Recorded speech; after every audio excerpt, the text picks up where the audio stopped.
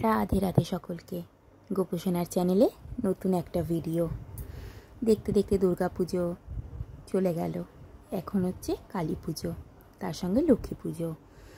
তো গোপোষণার বাড়িতে কালী পুজো হয় না, ছোট করে লক্ষ্মী পুজো করা হয়। সেই উদ্দেশ্যে যাওয়া হয়েছিল কুমোরটুলিতে গিয়ে তো কত মায়েদের সাথে দেখা, কি সুন্দর সুন্দর দেখতে দেখো প্রতিমাগুলো। যে সমস্ত মৃৎশিল্পীরা এগুলো তৈরি করে, কি প্রতিভা বলো তো তাদের। ছোট বড় প্রচুর প্রতিমা দেখেছি, আর এত মিষ্টি দেখতে আমার মা কালীকে, দেখলে চোখ জুড়িয়ে যায়। আর তার সাথেই বসেছে বিশাল বাজার, প্রদীপ, মাটির আরও অনেক রকম পুতুল, তারপরে মাটির ঠাকুর, অনেক কিছু জিনিসপত্র। কিছু জিনিস আছে যেগুলো আমরা ব্যবহার হয়তো জানি না, যাদের দিওয়ালি পুজো হয় বেশি ভালোভাবে তারা বলতে পারবে। তো আমি যে কটা চিনতে পেরেছি সে কটা বললাম। আমরাও ওখানে গেছিলাম লক্ষ্মী গণেশ আনতে।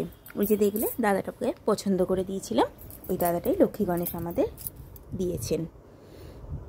আজ তো ধনতেরাসের দিন। আমরা জানি মা লক্ষ্মীর পুজো হয়, কুবের ভগবানের পুজো হয়, আর ধন্বন্তরীর। কারণ আজকের দিনেই সমুদ্র মন্থন করে ধন্বন্তরী অমৃত কলস হাতে উঠে এসেছিলেন। আর ধন্বন্তরী হচ্ছে বিষ্ণুর অবতার, কিন্তু তার কোনো ফটো আমার কাছে নেই, তাই ফোন থেকেই একটা ফটো নিয়ে সেখানেই পুজো করেছি। হয়তো অনেকের এটা ভালো লাগবে না, কিন্তু কি করব, এখনও তো এতটাও আমরা উচ্চ মার্গে পৌঁছাইনি যে তার অবয়ব না দেখেই তার পুজো করে ফেলবো। সেই কারণেই এইটাই মনে হয়েছে সহজ পন্থা, ফোনে তার ফটোটা রেখে ওইখানেই তাকে স্মরণ করেছি। আর এখানে তো গণেশ, লক্ষ্মী, কুবের মহারাজ রয়েছেনই। কিছুই নিয়ম আমি জানি না, নিজের মনে যা মনে হয়েছে ঠিক, যা মনে হয়েছে করা উচিত তাই করেছি, সামান্য আয়োজন। আর দামোদর মাস তো চলছেই, প্রত্যেক দিন দীপদান করা হয়। আর তার উপরে আসছে দীপাবলি, মানে লক্ষ লক্ষ দীপের আরতি করার সময়। কার্তিক মাস অনেক দিন থেকেই পড়ে গেছে, যে যেভাবে পালন করছে, তবে আমি শুরু করেছি শারদ পূর্ণিমা থেকে, মানে লক্ষ্মী পুজোর পরের দিন থেকে।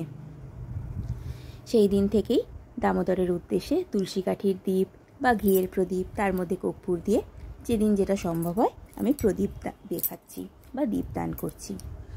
ধনতেরাস উপলক্ষে গোপুসোনাই প্রদীপটা কিনেছে। অনেক দিনের শখ ছিল ওর এরম একটা বড় 28 দ্বীপের। তো 28 দ্বীপ কিনে গোপুসোনাকে আরতিও করা হয়েছে, আবার দীপাবলির দিনও আরতি করা হবে। আর এটা তো নিত্য সেবা, প্রত্যেক দিন বললাম না দামোদর মাসে দীপদান করছি, সেটাই। আমার ঘরে দামোদর দেবও রয়েছেন, আর রাধা গোবিন্দ তো রয়েইছেন দয়া করে, তাই ওনাদেরকে দীপদান করি। আমার আর কি সাধ্য বলো, তারা যতটুকু আমাকে দিয়ে করিয়ে নেয় আমি ততটুকুই করতে পারি। একদিন হঠাৎ মনে হলো একটা এত বড় তুলসী গাছ শুকনো হয়ে গেছে, তাকে দিয়ে একটু দীপদান করেছি। দেখা হবে আবার খুব শিগগিরই। টাটা।